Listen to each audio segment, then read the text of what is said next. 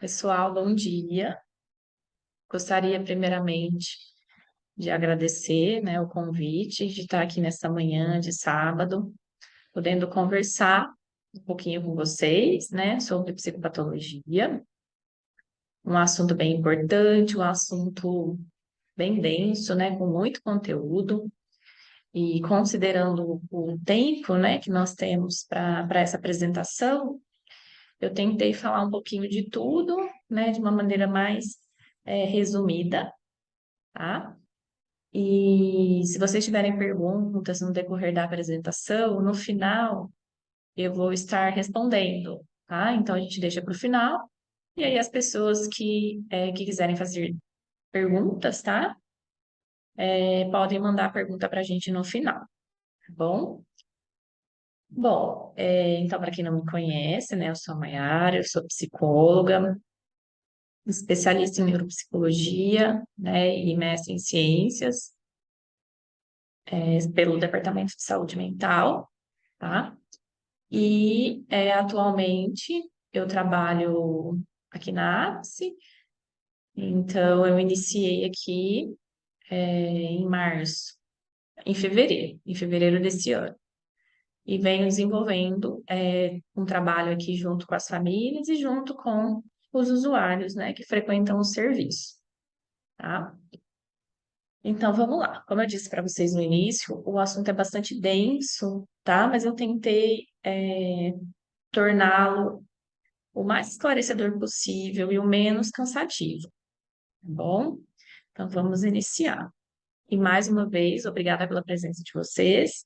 E aqueles que não puderam estar aqui conosco, como a apresentação ficará gravada, né, poderão estar acessando o conteúdo no momento posterior, tá joia? Então vamos lá.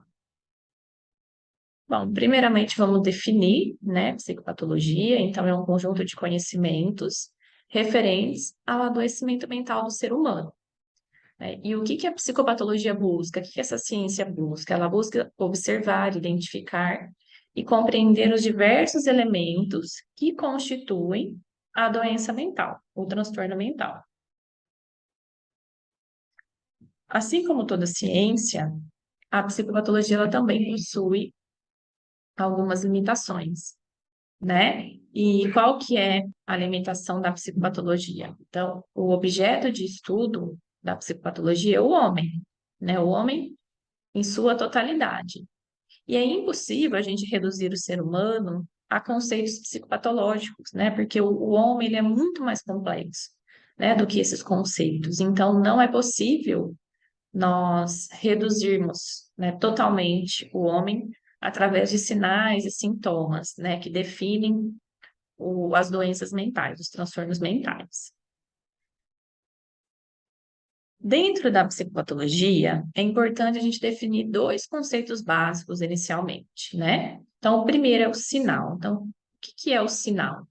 O sinal é aquilo, é qualquer estímulo, tá? Que é emitido pelos objetos do mundo, ou seja, o sinal é aquilo que a gente pode ver, aquilo que a gente consegue identificar. Então, um exemplo para vocês. Então, a febre pode ser um sinal de uma infecção. Uma fala extremamente rápida e fluente também pode ser um sinal de uma síndrome maníaca, né? Então, é tudo aquilo que é observável, tá? Então, o que a gente pode ver. Então, um paciente que tá com essa fala rápida e fluente, a gente consegue ver, né? Então, é um sinal que pode significar uma síndrome maníaca. E o outro conceito são os sintomas, né? Então, o que são os sintomas? Os sintomas são vivências subjetivas, né, relatadas pelo paciente, suas queixas, ou seja, é aquilo que o paciente experimenta e de alguma forma comunica a alguém. Então, o sintoma é algo que a gente não pode ver, não é observável, né? A gente tem relatos, então é aquilo que o paciente vivencia, experimenta e ele relata para a gente. Então, por exemplo, quando o paciente nos diz a voz está mandando eu me matar. Eu não consigo escutar essa voz que ele escuta, né? Mas ele me relata isso, ele denuncia isso para mim, tá? Esse sintoma. Geralmente, o conteúdo dos sintomas, eles estão relacionados com temas centrais da nossa existência, tá? Então, geralmente, eles estão relacionados com sobrevivência, segurança, religiosidade, sexualidade, tá? Então, eles estão sempre dentro desses, temas mais centrais da nossa vida, né? Além disso, eles são muito pessoal, então o conteúdo ele é muito pessoal e ele está relacionado com a história de vida do paciente também e com a cultura do paciente.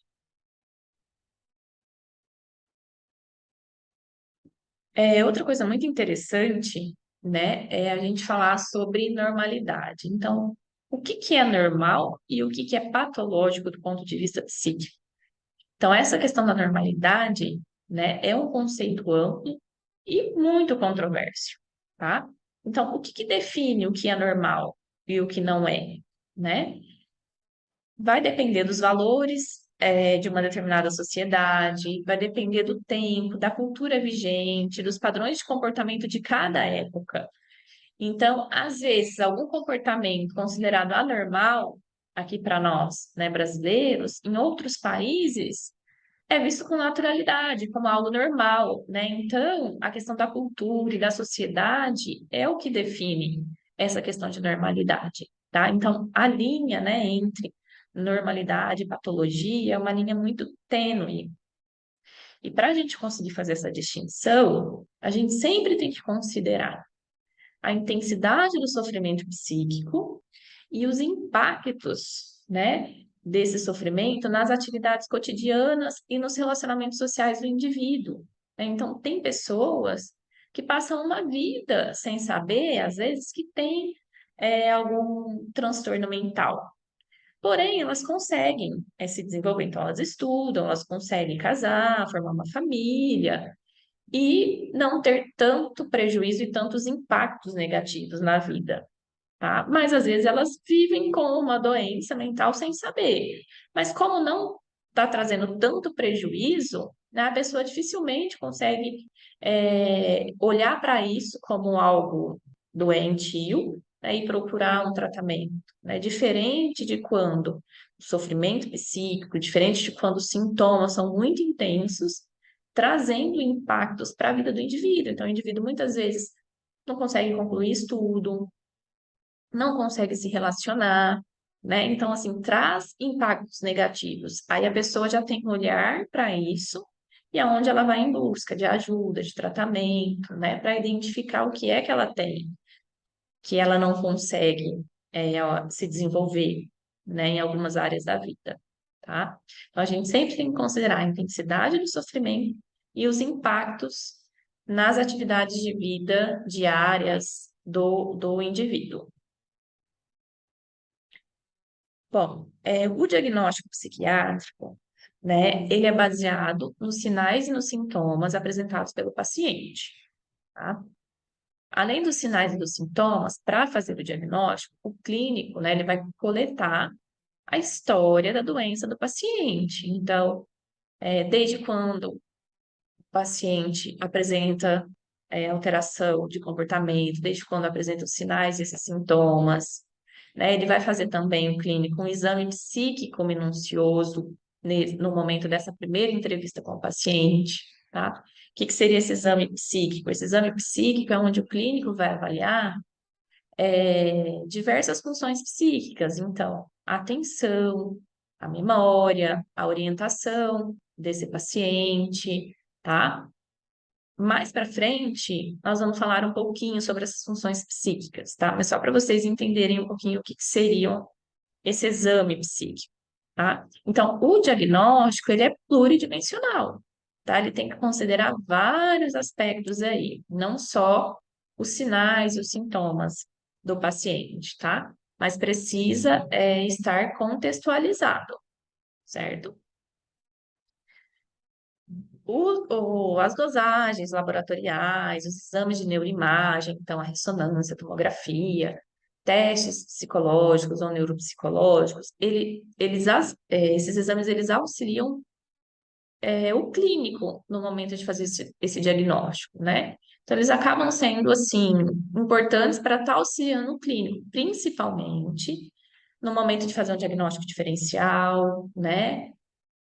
Porém, esses exames, eles não identificam o transtorno mental, tá? Então, eles auxiliam, mas eles não são essenciais e necessários para estar fazendo um diagnóstico psiquiátrico, tá? O diagnóstico é baseado nos sinais e sintomas, né? Então, nós temos o DSM, que é o Manual Diagnóstico e Estatístico de Transtornos Mentais, que atualmente nós estamos na quinta edição dele, e dentro desse manual tem descrito todos os transtornos psíquicos e todos os sinais e sintomas que você deve considerar no momento de estar fazendo o diagnóstico, tá? Então, o diagnóstico, ele é clínico, certo? Baseado em sinais e sintomas. Os exames auxiliam, mas não são capazes de identificar e definir o transtorno. Por que que o diagnóstico é importante? O diagnóstico, ele garante a universalidade da comunicação, ou seja, um paciente com esquizofrenia, quando nós pegamos o DSM, então os mesmos sinais e sintomas que nós consideramos aqui no Brasil para fazer um diagnóstico de esquizofrenia, são os mesmos sinais e sintomas que o médico em outros países também utilizam, né? Então facilita essa comunicação, né? Então torna-se essa comunicação mais universal. Um segundo ponto importante do diagnóstico. O diagnóstico é importante para poder decidir sobre o tratamento mais adequado para o paciente, tá? E também definir algumas questões de prognóstico. Algumas pessoas, né, falam, mas o diagnóstico ele rotula, ele restringe a pessoa, né? Porém, quando esse diagnóstico não é feito também, os prejuízos para o paciente são imensos, porque às vezes o paciente ele tem muito prejuízo na vida dele, né, nas atividades de vida diária dele, por não saber o que ele tem. Então, por não fazer o tratamento, então não toma medicação, né? E muitas vezes esse paciente vai tendo muitas perdas. E quando se tem um diagnóstico, né, e tem o tratamento, a medicação, né, é, e os outros tratamentos também, né, não apenas as medicações, o paciente consegue ter melhora. Então, esses prejuízos acabam sendo menores, e o paciente consegue desenvolver. Tá? Então, o diagnóstico ele é essencial para definir qual é o tratamento mais adequado para esse paciente. Então, o que é que esse paciente precisa para ele melhorar e para ele seguir a vida dele, né, de uma maneira mais funcional. O diagnóstico, né, diferente do diagnóstico de outras doenças, né, que existem exames que detectam, né, a origem, que detectam a presença da doença, o diagnóstico psiquiátrico ele é difícil, porque, como eu disse anteriormente, não existem exames, tá? E outra coisa muito comum, os sintomas, geralmente, eles estão presentes, o mesmo sintoma, geralmente ele está presente em mais de um transtorno, né? Então, os sintomas, eles são compartilhados por diferentes transtornos. Então, isso complica um pouquinho mais, esse diagnóstico, tá? E muitas vezes esse diagnóstico ele é possível apenas com a observação do curso da doença. Então, o médico não dá esse diagnóstico de imediato, ele quer acompanhar a evolução da doença, a evolução dos sintomas, tá? Então, muitos pacientes queixam de que, eu não sei o que que eu tenho, o médico acha que eu tenho um monte de coisa, ele me falou que pode ser um monte de diagnóstico, mas ele não sabe o que de fato eu tenho, né? E os pacientes às vezes se incomodam com essa demora, né? Do diagnóstico, para saber de fato o que tem, tá? Mas os clínicos, eles têm esse cuidado, tá? Para poder observar o curso dessa doença, observar como é que o paciente vai é, seguir, vai desenvolver, como é que ele vai responder ao tratamento medicamentoso, né? Se o tratamento medicamentoso vai ser eficaz ou não, né? E talvez o médico suspeite de um diagnóstico, comece uma medicação para esse diagnóstico que ele suspeita e de repente o paciente não melhora, aí ele começa a reavaliar novamente esses sinais, esses sintomas, e aí identifica que talvez possa ser um outro transtorno, então inicia uma outra medicação, aí o paciente melhora, né? Então, é um pouquinho mais demorado justamente por isso, né? Por não ter exames específicos, né, que identifiquem os transtornos, e pelo fato dos sintomas serem compartilhados, o mesmo sintoma ser compartilhado por diversos transtornos, diversas doenças, tá? Bom, a avaliação psicopatológica. Existem dois principais instrumentos que nós utilizamos dentro da avaliação psicopatológica, né? Então, é a observação e a entrevista. Dentro, da entrevista psicopatológica, é possível realizar dois, procedimentos. Então, o primeiro é a anamnese. O que que é a anamnese? A anamnese é uma coleta de dados, né? Então, o clínico, ele vai conversar com esse paciente para saber um pouco da história de vida dele, tá? Então, vai falar um pouquinho da família, como é que é a estruturação, como é que funciona essa dinâmica familiar, vai falar um pouquinho sobre o desenvolvimento desse paciente, né, desde a infância até o momento de vida atual do paciente, como é que são os relacionamentos sociais desse paciente, tá? Então, é uma coleta de dados sobre a história desse paciente. E aí nós temos também, dentro dessa entrevista psicopatológica, a realização do exame psíquico, que, como eu falei lá anteriormente, é onde vai ser feita uma avaliação de diversas funções psíquicas, né? Então, atenção, memória, orientação desse paciente, juízo crítico desse paciente, tá? Vai ser tudo realizada nesse momento da primeira entrevista.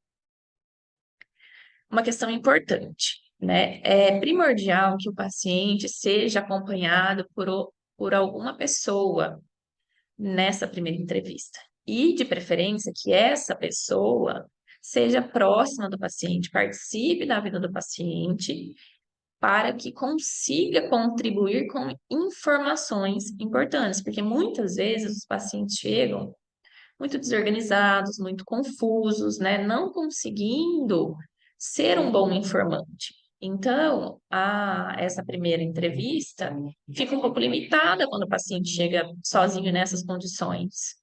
Agora, se tem alguém acompanhando esse paciente, alguém presente, que participa do cotidiano e da vida desse paciente, vai conseguir vai ser um bom informante, dando riquezas de detalhes, né? E tudo isso é essencial para o clínico pensar nas hipóteses diagnósticas, tá? Então, é sempre importante que o paciente vá acompanhado com alguém nessa primeira entrevista. Então, assim, além de tudo isso que eu falei da importância dessa primeira entrevista, ela é crucial para determinar a qualidade da relação que será estabelecida entre o paciente e o clínico, tá? Por isso, essa entrevista, o clínico, né, ele precisa ter uma escuta ativa, uma escuta acolhedora, tá? Para que o paciente consiga ter confiança nesse profissional e contribua, né, durante todo o processo aí de investigação diagnóstica e de tratamento também. Nessa primeira entrevista também, nós trabalhamos muito com a observação, né, como a gente já mencionou anteriormente. Então, é muito importante observar a postura geral do paciente nesse momento dessa primeira entrevista. Então, se o paciente tem uma postura mais ativa, uma postura mais passiva, a vestimenta, né? Então, o paciente está com uma higiene adequada, as roupas são extravagantes, usam muito acessórios, muita maquiagem, né? Como é que esse paciente se porta nessa primeira entrevista, né? Como é que é a atitude desse paciente? O paciente tem uma atitude mais desconfiada, mais deprimida, mais desinibida, como é que é? Tá? todos esses dados são importantíssimos, porque como nós trabalhamos com sinais e com sintomas, a observação dentro do diagnóstico psiquiátrico ela é primordial. E todos esses comportamentos auxiliam de maneira muito importante na hora de pensar em hipóteses diagnósticas, tá? Então, é muito importante estar atento, e descrever essa postura geral do paciente nessa primeira entrevista. O que nós devemos evitar, né, nessa entrevista inicial com o paciente? Então, posturas rígidas, atitude excessivamente neutra, né, fria, ou reações exageradamente emotivas, comentários valorativos ou julgamento, entrevistas excessivamente prolixas, né? O paciente ele não tem, às vezes, muita paciência, às vezes ele está com a psicomotricidade aumentada, então ele não consegue ficar muito tempo sentado. Fazer muitas anotações, né? E fazer pausa, silêncio prolongado, principalmente se é um paciente ansioso, né? Esse silêncio, essas pausas, podem acabar deixando mais ansioso, tá? Então, são algumas dicas aí, né, para a gente estar tentando evitar no momento dessa primeira entrevista com o paciente. Não só na primeira, né, nas outras também.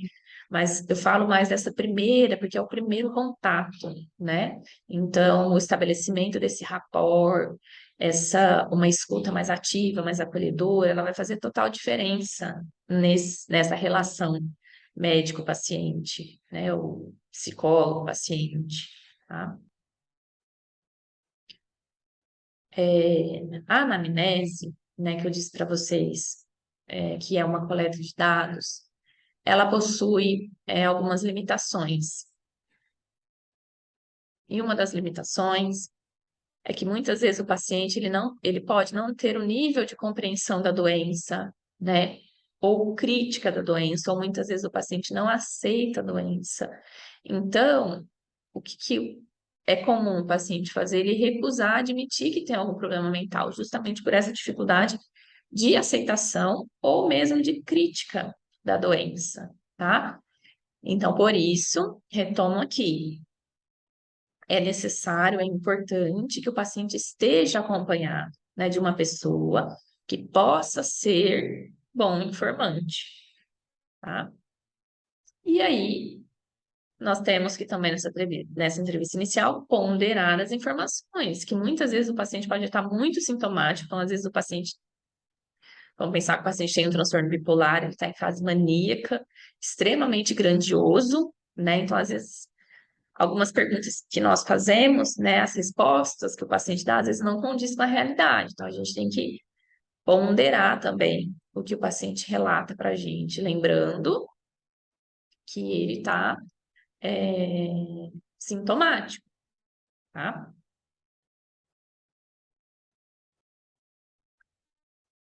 O exame do estado mental, que é feito também nessa entrevista inicial, permite identificar as funções psíquicas preservadas no paciente e as funções psíquicas alteradas, tá?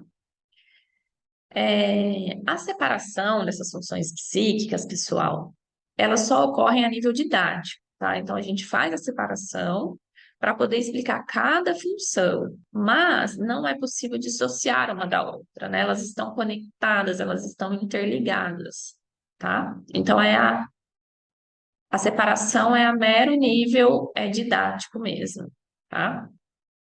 E a gente sempre precisa lembrar o quê? Que a psicopatologia é uma ciência de duas vozes, tá? Ou seja, clínico, paciente, fundamentada em um encontro de pelo menos duas pessoas. Supera a simples identificação de sinais e sintomas, tá? Por quê? Nós temos o Manual Diagnóstico Estatístico de Transtornos Mentais, que lá tem os sinais e sintomas de cada doença, né, que nós devemos considerar no momento de fazer o diagnóstico, né? Então, é muito simples, não? A gente pega lá o manual, vê, o paciente apresenta tais sintomas, então ele tem essa doença.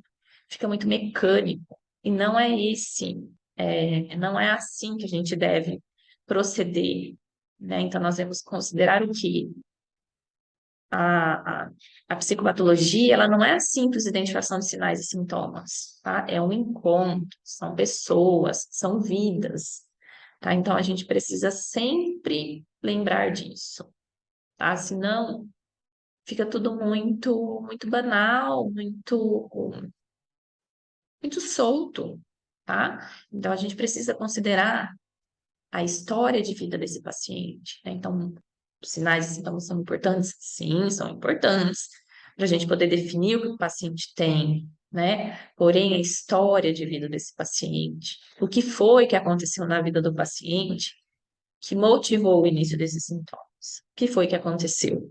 Tá? Então, é extremamente importante a gente ter esse contato, a gente ter essa compreensão da dinâmica do paciente, além dos sinais e dos sintomas que ele apresenta. Bom, então, quando eu falei bastante para vocês de funções psíquicas, né? Então, o que que são essas funções psíquicas que são avaliadas nessa primeira entrevista, né? No exame do estado mental? Então, o nível de consciência desse paciente, a atenção, então, a orientação autopsíquica e alopsíquica. Então, o que que seria autopsíquica? Orientação autopsíquica. Se o paciente está orientado em relação a ele mesmo, então, se ele sabe o nome dele, se ele sabe a idade dele, tá? E a alopsíquica é em relação a tempo e espaço. Então, se o paciente sabe o mês, o dia, o ano, tá? A senso-percepção, que a alteração da senso-percepção gera as alucinações, que nós vamos falar mais posteriormente. Nesse exame do estado mental, também é possível avaliar a memória do paciente, a afetividade, a vontade, a psicomotricidade, o pensamento desse paciente, juízo crítico da realidade. Esse paciente apresenta delírios, que nós vamos falar também mais para frente. A linguagem desse paciente, então, o volume, o fluxo da fala é importante, tá? E também algumas características de personalidade e inteligência. Bom, agora falando mais especificamente dos transtornos mentais. Então, não existe único fator que determina os transtornos mentais, né? Então, a origem é multifatorial, então envolve fatores biológicos, psicológicos, sociais, tá? Existem alguns fatores que nós chamamos de predisponentes, ou seja, são fatores que tornam o indivíduo menos ou mais vulnerável para desenvolver o transtorno, tá? Então, por exemplo, a morte de alguém muito querido para esse paciente, um abuso sexual, uma negligência física ou psíquica, né? São condições, são fatores predisponentes, ou seja, que podem fazer com que o paciente desenvolva a doença, apresente os sintomas. Porque às vezes o paciente ele tem na família, então ele já tem o fator hereditário para o transtorno mental, porém ele vai levando a vida dele, né? Se não acontece nada de muito impactante na vida desse paciente, o transtorno está lá em silêncio, quietinho. Agora, se acontece algum fator que seja traumático, que seja importante para esse paciente, ele já tem essa predisposição genética, é onde a gente chama de gatilho, né? Onde o paciente desenvolve a doença. O uso de substâncias psicoativas, são o uso de drogas, né? Drogas ilícitas, pode também ser gatilho para o desenvolvimento de transtornos mentais, tá? Se o paciente já tem uma predisposição. Bom, agora nós vamos falar um pouquinho de transtorno psicótico, tá? Muito comum a gente falar, não, esse paciente está psicótico, mas o que que significa esse psicótico? O que que é um paciente psicótico, tá? Então, existem alguns sintomas típicos que a gente fala da psicose, né? Que geralmente são as alucinações, os delírios, pensamentos desorganizados, alguns comportamentos bizarros, tá? Que são sintomas típicos, ou seja, são sintomas mais comuns de serem encontrados em pacientes psicóticos. Então, o que que é uma alucinação? Então, a alucinação é uma percepção sensorial, então, uma percepção dos órgãos dos sentidos, que ocorre na ausência de um estímulo externo. Então, por exemplo, essa alucinação ela pode ser auditiva, então quando o paciente escuta vozes que não existem para nós, né? Porque para o paciente é real.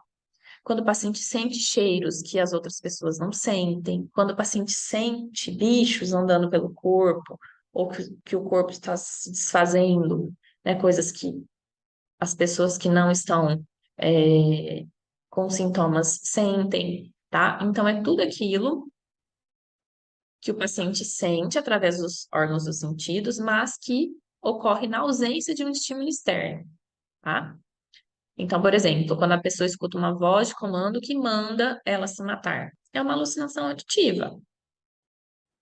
E nós temos os delírios. Os delírios são ideias falsas que não encontram sustentação lógica na realidade. Então, por exemplo, quando o paciente ele acha que ele é Jesus Cristo, tá? Quando o paciente acha que ele é uma pessoa muito rica, dono de uma grande empresa, né? Quando na verdade não é, tá? Porque não essas ideias que o paciente tem são ideias falsas que não têm base, sustentação lógica na realidade. Mas para o paciente é verdade, tá?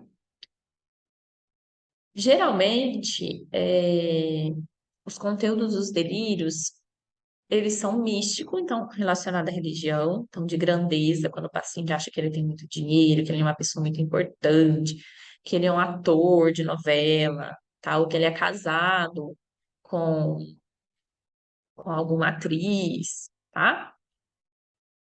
De conteúdo também sexual é muito comum e persecutório, né? Quando o paciente acredita que as pessoas querem lhe fazer mal, que estão colocando câmeras para poder ficar filmando ele, que colocam veneno na caixa d'água para ele morrer, tá? Então, geralmente são esses os conteúdos dos delírios. O transtorno psicótico, né? O transtorno mental que a gente vai ver muito a psicose é dentro da esquizofrenia, tá? Dentro do DSM-5, a esquizofrenia ela é definida pela sigla F20, tá? E a esquizofrenia, ela também possui algumas divisões. Então, nós temos a esquizofrenia paranoide, que é essa de conteúdo perceptório, tá? É quando o paciente as alucinações e ideias delirantes do paciente são de conteúdo persecutório, né? Então, que as pessoas estão lhe fazendo mal, que as pessoas colocam câmeras para ficar filmando eles, né? Então, tudo de ruim as pessoas fazem para poder prejudicar as pessoas, tá? E é definida com o manual, né, com o DSM, através do F20.0. Aí nós temos a esquizofrenia hebefrênica, né, que é definida por F20.1. Geralmente o paciente apresenta pensamento desorganizado, alguns comportamentos bizarros e um afeto mais pueril, mais infantilizado, tá? E nós temos a esquizofrenia catatônica, que é definida com F20.2, que é onde ocorrem alterações motoras, tá? Então, uma hipertonia, uma flexibilidade cerácea, que seria essa flexibilidade serácea? Você coloca, por exemplo, você coloca o paciente com o braço para cima e deixa ele lá. Se você não vai abaixo o braço dele, ele continua com esse braço para cima, tá? Então, do jeito que você deixa o paciente, ele fica. Então, você deixa o paciente no sol, e esse sol está muito quente. Ele não vai sair do sol se você não for lá tirá-lo, tá? E alteração da vontade. Então, geralmente os pacientes ficam mais negativistas, ficam mais em mutismo, né? Geralmente, quando você pergunta alguma coisa, eles só respondem fazendo sinal com a cabeça, ou muitas vezes nem respondem, não porque possuem alguma dificuldade na fala, tá? Mas justamente pelo sintoma da doença. Por outro lado, também tem alguns pacientes que ficam mais impulsivos, tá? Dentro do transtorno psicótico, nós temos alguns sintomas que nós chamamos de negativos e alguns sintomas que nós chamamos de positivos. que seriam esses sintomas negativos? Como o próprio nome diz, é tudo aquilo que o paciente perde. Então, é uma perda das funções psíquicas, daquelas funções que nós falamos anteriormente, por empobrecimento global da vida psíquica e social. Então, geralmente, quais são esses sintomas negativos? Então, um distanciamento ou um embotamento afetivo. Então, o que é o embotamento? É aquele paciente que ele não expressa emoções. Então, se ele está feliz, se ele está triste, a expressão facial dele é a mesma, o afeto dele é o mesmo. Né? Geralmente ocorre uma retração social, então o paciente se isola, tá? O empobrecimento da linguagem e do pensamento, uma diminuição da fluência verbal, então o paciente ele fica mais tempo em mutismo, né? Uma diminuição da vontade, então aquele paciente que não tem ânimo, não tem vontade de realizar nada. Autonegligência, então o paciente, geralmente a higiene fica bem precária, né?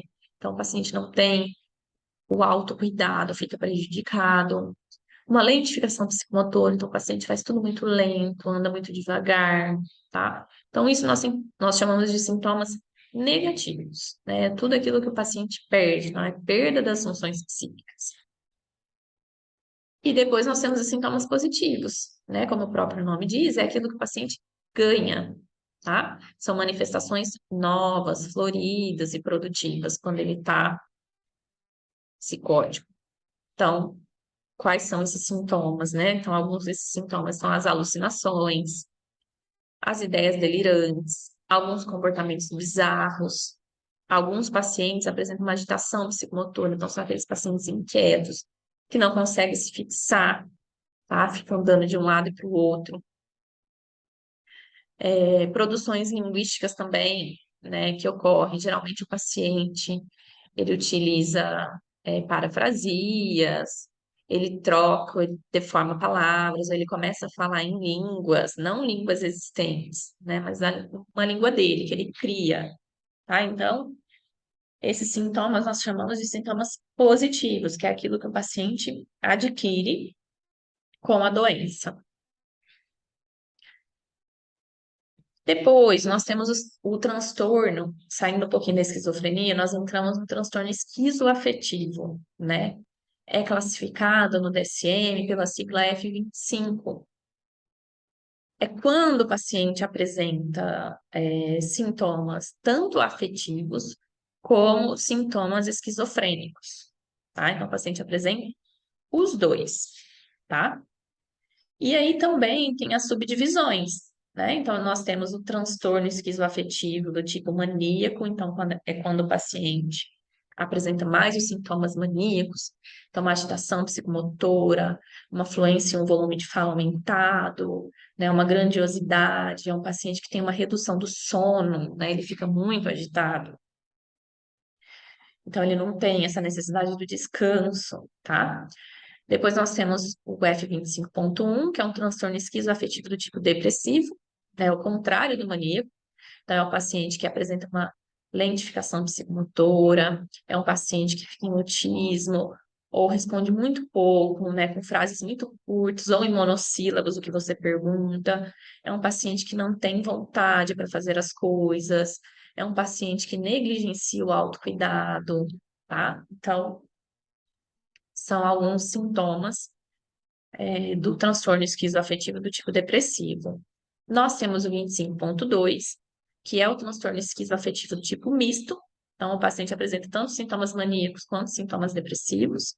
E nós temos também o F25.9, que é o transtorno esquizoafetivo não especificado. É quando não consegue fechar com um ou com o outro, né? Aí o clínico tem essa variação que é o não especificado, né, na hora de diagnosticar. Depois a gente entra um pouquinho nos transtornos depressivos, né? Quais são os sintomas mais comuns do transtorno depressivo? Então, tristeza, melancolia, choro fácil, então, apatia, tédio, irritabilidade, angústia, desespero, desesperança, diminuição da vontade, insônia, ou o paciente dorme demais, ou o paciente não consegue dormir, então insônia ou hipersonia, perda ou aumento do apetite, diminuição da libido, pessimismo, culpa, ideias de morte, né, ideias, planos ou atos suicidas, uma lentificação psicomotora, mutismo ou redução da fala, né, ideias delirantes de ruína, miséria, culpa, tá? Então, geralmente são esses sintomas que fazem parte do transtorno depressivo.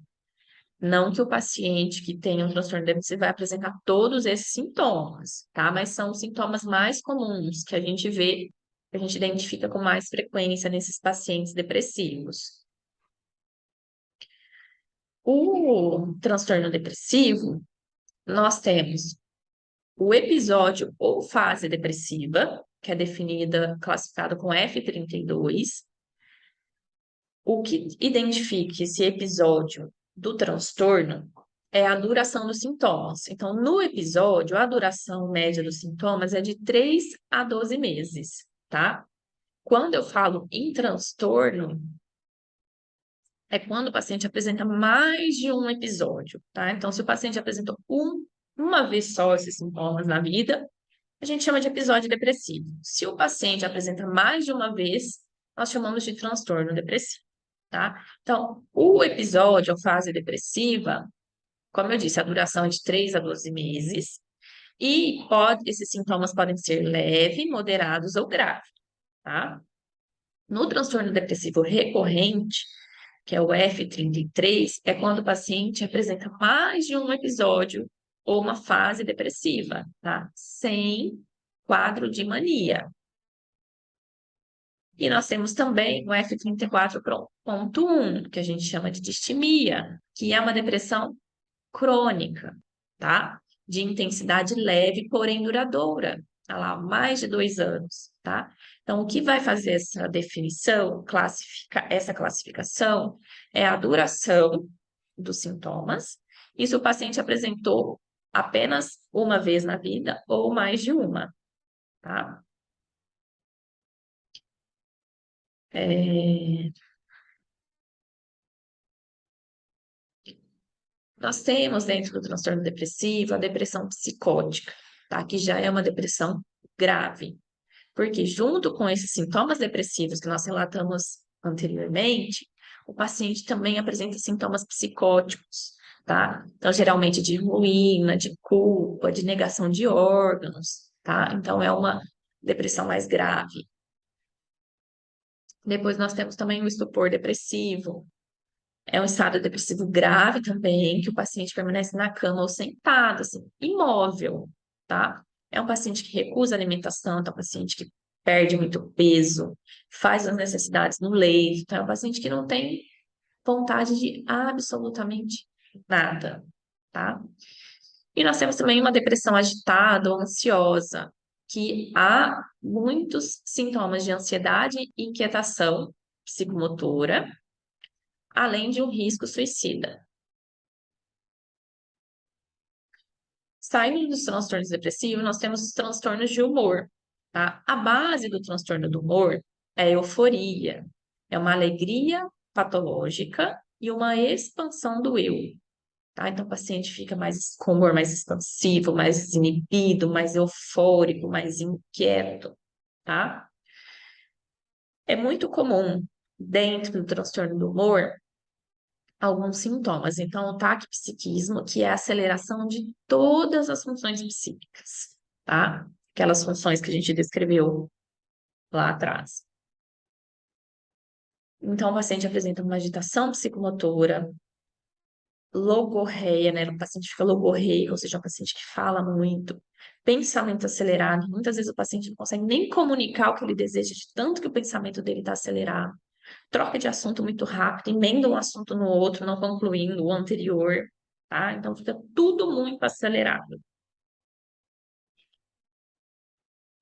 Existem alguns sinais, né, e sintomas maníacos dentro do transtorno de humor, então geralmente aumento da autoestima, insônia, então o paciente tem uma redução da necessidade de sono, é um paciente que não se cansa, é um paciente que fala muito e fala de maneira muito rápida, é um paciente distraído, tá?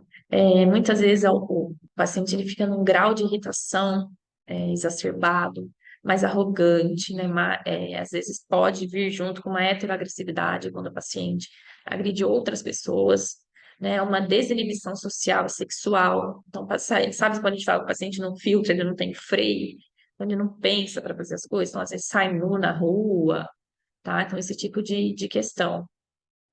Geralmente o paciente, nessa fase maníaca, ele tende a gastar muito, então ele compra muitas coisas, muitas vezes coisas desnecessárias, tá? Ideias de grandeza, então, que tem muito dinheiro, é muito rico, que é presidente de algum país, ou que é um político, ou que é um ator, tá? Muito famoso. E pode ocorrer também algumas alucinações também dentro do transtorno do humor.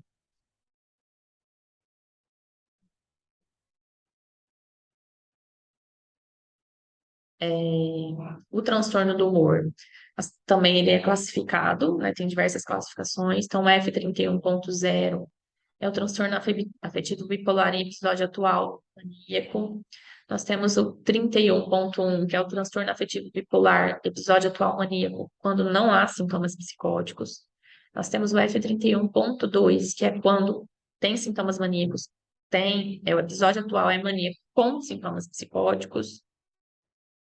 Nós temos o 31.3, que é o transtorno afetivo bipolar em episódio atual depressivo, leve ou moderado. Nós temos o 31.4, que é o transtorno afetivo bipolar, episódio atual depressivo grave, sem sintomas psicóticos. O 31.5, com sintomas psicóticos.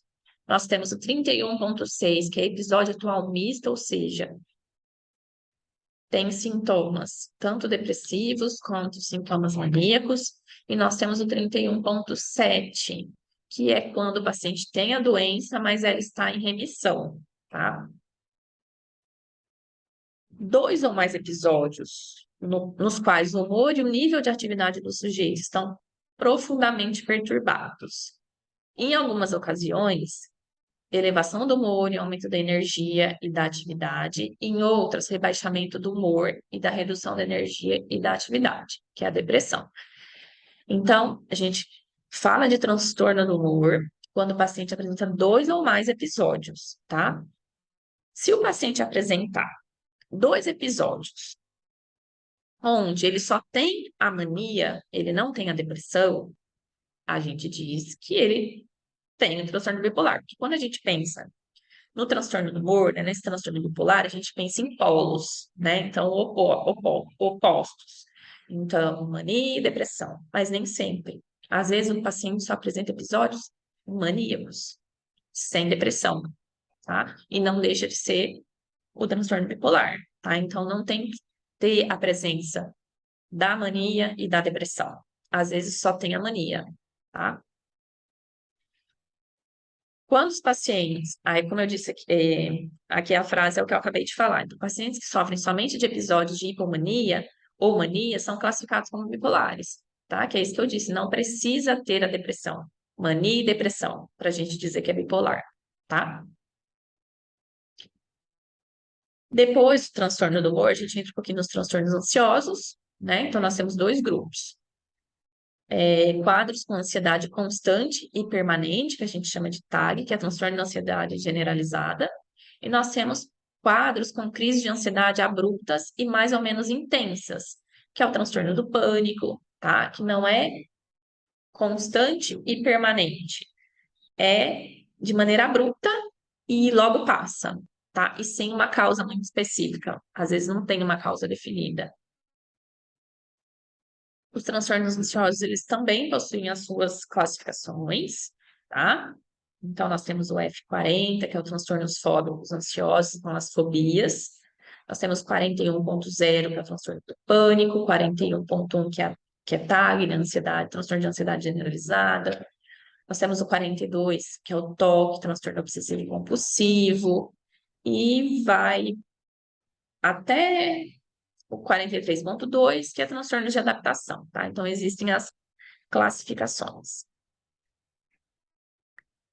Saindo dos transtornos ansiosos, nós temos o transtorno de personalidade, tá? Então, é importante a gente definir primeiro personalidade, tá? Então, são características individuais e a relação dessas características do indivíduo com o meio em que ele vive, tá? Incluindo todos os fatores físicos, biológicos, psíquicos, socioculturais, tá? Conjugando tendências inatas e experiências adquiridas no curso da vida, né? Então, o paciente traz consigo algumas características que são inatas, próprias dele, e o ambiente que ele está agrega, ajuda na formação dessa personalidade, né? Então, nós temos questões inatas, né? Fatores físicos, biológicos, psíquicos, e fatores socioculturais, fatores ambientais, que vão estar se somando para a formação da personalidade desse indivíduo.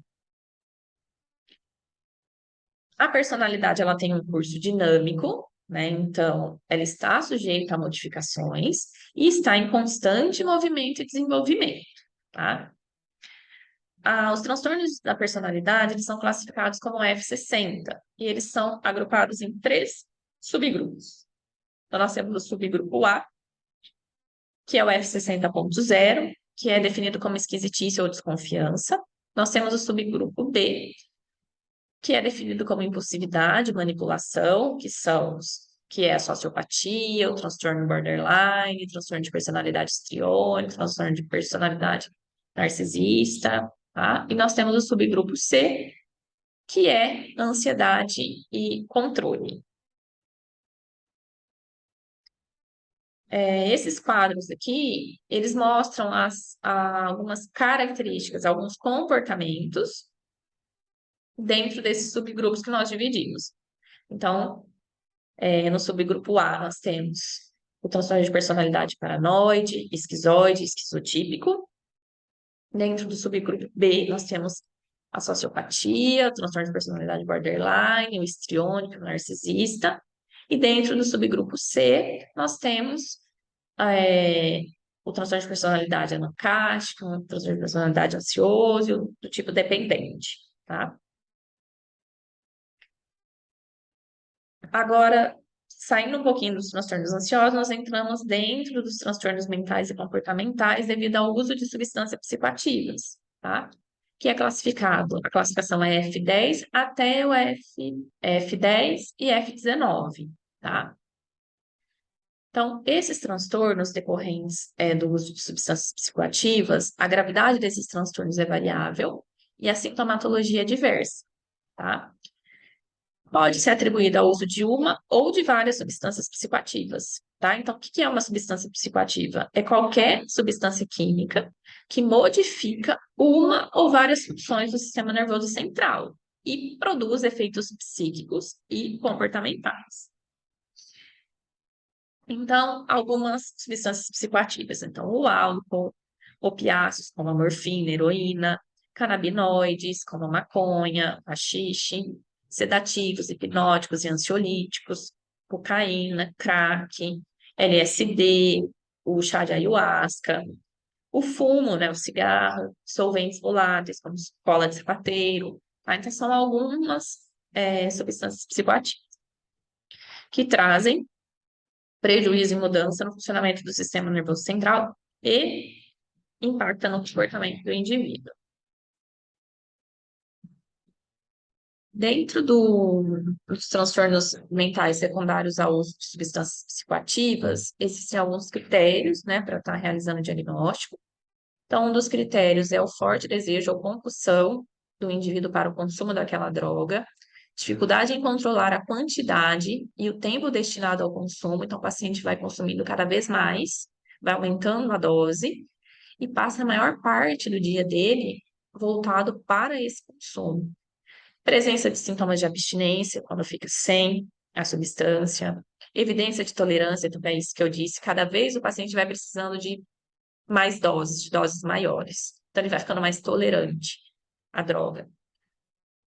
E vai abandonando os outros prazeres da vida em favor da substância, né? E a persistência no uso, apesar das consequências nocivas. Tá? Então, o paciente ele tem consciência das consequências, mas ele persiste no uso. Então, nós temos as classificações também. Então, 10 é transtornos mentais e comportamentais devido ao uso de álcool. Depois nós temos o F11, que é o uso de opiáceos. Então, essas classificações vão ser determinadas de acordo com a droga em utilização. E nós temos até o F19, né, que são transtornos mentais devido ao uso de múltiplas drogas e ao uso de outras substâncias psicoativas. Quando o paciente faz uso de duas ou mais substâncias psicoativas, não sendo possível identificar qual contribui mais para os sintomas apresentados pelo paciente, a sigla é o F19, tá? Que é de múltiplas drogas, quando não tem uma única droga que está trazendo aqueles sintomas e prejuízos para o paciente. Bom, o que é importante, né, diante de tudo que a gente conversou, agora nós já estamos caminhando mais para a conclusão. Como eu disse, é um tema bem denso, muito conteúdo, né, e assim, pelo tempo que a gente tem, eu tentei ser breve, né, porque nós ficaríamos, assim, dias, meses falando sobre só um transtorno, tá? Mas como nós não temos esse tempo hábil, então precisou ser tudo mais pincelado, mais breve, tá? E aí, então, o que que a gente pode concluir de tudo isso? Que compreender os desvios e as alterações do comportamento é de fundamental importância, né? Visto que essa compreensão ela vai permitir a criação de políticas públicas de saúde que atendam às necessidades dos pacientes com transtornos mentais e seus familiares, tá? Então, a gente conhecendo o transtorno, a gente conhecendo os sintomas mais comuns, o prognóstico da doença, a gente consegue criar condições para que esse paciente tenha o tratamento adequado, com menos prejuízos possíveis, conseguindo atender não somente o paciente, mas a família, né, que é quem cuida, que também, se não tiver uma preparação, acaba adoecendo junto com o paciente, tá? Então, a gente, dentro da saúde mental, a gente precisa ter esse olhar mais amplo, que vai além do sinal e sintoma, que vai além só do paciente, tá? A gente tem que considerar e criar políticas também para atender às demandas das famílias, dos familiares. E essas políticas públicas precisam ser políticas que favoreçam a reinserção efetiva do paciente na sociedade, né, contribuindo para a redução do número de reinternações e contribuindo para a não cronificação do quadro do paciente, tá? É necessário também a elaboração de planos e políticas públicas, como eu disse anteriormente, voltado para os familiares. Então, o conhecimento das patologias psíquicas, assim como os sintomas dessas patologias, permite a criação de intervenções e estratégias mais efetivas, visando atender às necessidades particulares de cada indivíduo, considerando suas limitações e dificuldades. Então, os pacientes muitas vezes compartilham do mesmo tipo de esquizofrenia. Vamos pensar na esquizofrenia paranoide. Porém, eles não vão apresentar os mesmos sintomas. Os sintomas são diferentes, assim como as limitações e as dificuldades também são diferentes. Não é possível generalizar. E como nós falamos lá no início, essa é a dificuldade da psicopatologia, né? Essa é a limitação. A gente não consegue reduzir o ser humano apenas a sinais e a sintomas psicopatológicos, tá? Nós temos que considerar a história de cada um, né? Então, nós temos que olhar para cada indivíduo de maneira única, né? Pois cada um tem as suas peculiaridades, cada um tem as suas limitações, as suas dificuldades, né? E as suas potencialidades, que também variam. Conhecer os sinais e sintomas mais comuns das doenças permite aos profissionais de saúde, aos familiares, um manejo mais adequado com o paciente e um olhar mais atento e cuidadoso. Então, quando eu sei que o paciente, ele está psicótico, ele está vendo em mim uma pessoa muito ruim, ele acha que eu estou fazendo mal para ele, eu entendo que isso faz parte da doença, a maneira como eu vou lidar com isso é diferente se eu não entender esse contexto, esses sintomas, e o paciente começar com agressões verbais contra mim, né? Porque eu vou pegar aquilo como sendo contra mim mesmo. Então, a minha reação provavelmente vai ser diferente, tá? Então, quando eu tenho esse conhecimento, o meu olhar muda, a compreensão em relação ao paciente muda, principalmente fazer esse trabalho com os familiares, para que eles possam entender esse universo do paciente e lidar com isso, né, com os sinais, com os sintomas, com os comportamentos do paciente, de uma maneira mais funcional, tanto para o paciente quanto para esse familiar que a gente cuida. Qual que é o papel, então, dos profissionais da saúde? Compreender qual é o conhecimento das famílias em relação à doença mental e quais são as possíveis formas de cuidado que essas famílias utilizam, de forma que os profissionais da saúde possam oferecer alternativas de cuidados para esses familiares, auxiliando os mesmos no processo de aceitação e enfrentamento da doença. Porém, a saúde mental possui algumas limitações e desafios, tá? Como todas as áreas, né? E, primeiramente, o que a gente vê muito na nossa prática é a desassistência da família do paciente, que é o principal cuidador, tá? Então, muitas vezes, essas famílias relatam essa desassistência, essa falta de conhecimento, né? Não saber como lidar com o paciente, não conhecer os sintomas da doença. E as famílias muitas vezes se veem perdidas, né? Desassistidas, desamparadas. Com o movimento da reforma psiquiátrica, muita coisa melhorou e houve o fechamento de muitos leitos psiquiátricos. O aumento dos serviços extra-hospitalares em substituição a esses leitos psiquiátricos foi grande, foi expressivo. Porém, esses serviços extra-hospitalares que nós temos, eles ainda são insuficientes para atender toda a demanda, tá? Então, quais são esses serviços que nós possuímos? Os NAS, os CABs, os centros de convivência, os hospitais dias, residências terapêuticas, o ambulatório de saúde mental, né? Foi expressiva com o fechamento dos leitos, esses serviços, porém, eles são insuficientes para atender toda a demanda. Com isso, o que a gente vivencia na prática? Um aumento nas recidivas das internações. Então, vira uma porta giratória. Ou seja, o paciente ele fica internado, quando ele recebe alta, ele não consegue se manter em casa, então ele fica um mês em casa, 2 semanas, tem paciente que após uma semana já retorna para a internação novamente. E a gente fica nessa porta giratória, né? A gente não consegue dar uma qualidade de vida para o paciente, e o paciente é, precisa desse processo de reinternação, reinternação, reinternação. Outra coisa que a gente vivencia é o aumento do período médio de internação, então os pacientes têm ficado mais tempo internados, tá? Então, as internações elas não têm sido breves.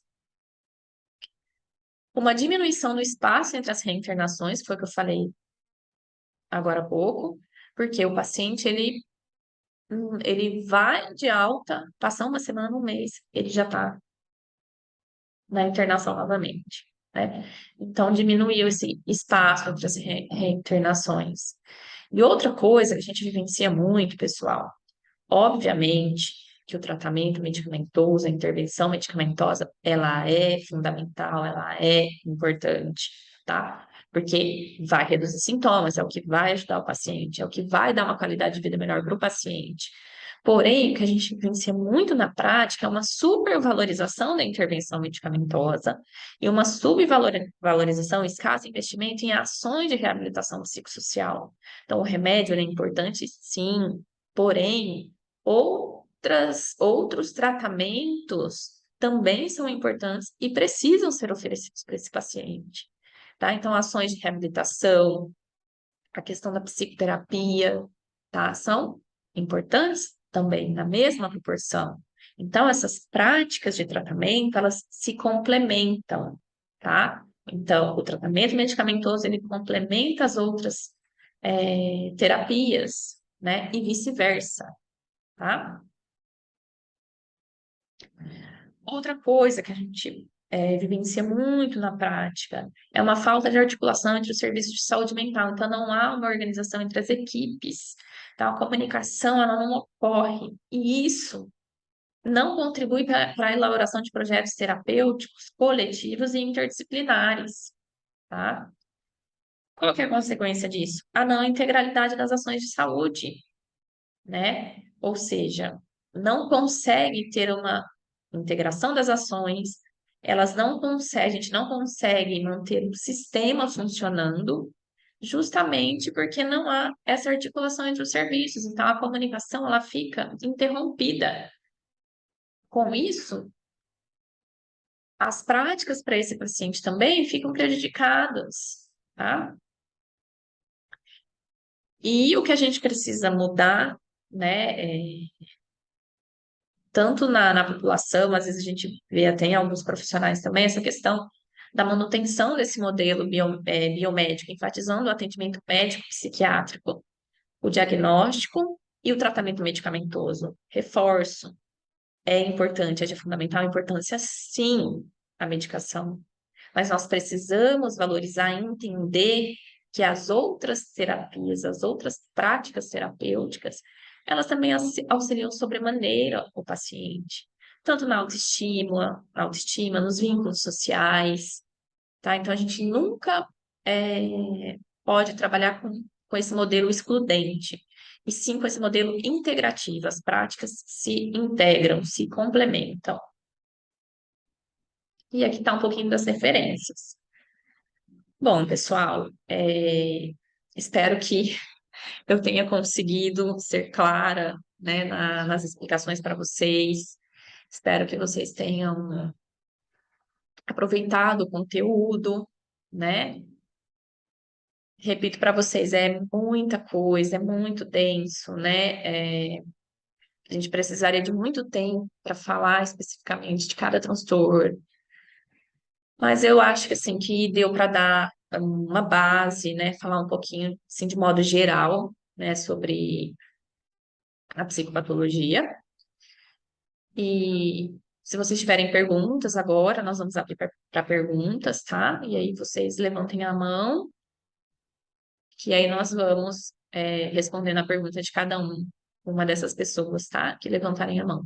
E mais uma vez gostaria de agradecer pela paciência, né, por vocês estarem aqui conosco nesse sábado de manhã, né, nesse evento científico da APSE, que é um momento onde a gente pode compartilhar vivências, experiências, né, onde a gente pode aprender um pouquinho, né, um com o outro, e sempre visando o bem-estar e a qualidade de vida do nosso paciente que está sendo atendido, tá? Não só do paciente, né, mas dos familiares também, né, que é o nosso foco, é a nossa luta também, tá certo? Então, muito obrigada, pessoal.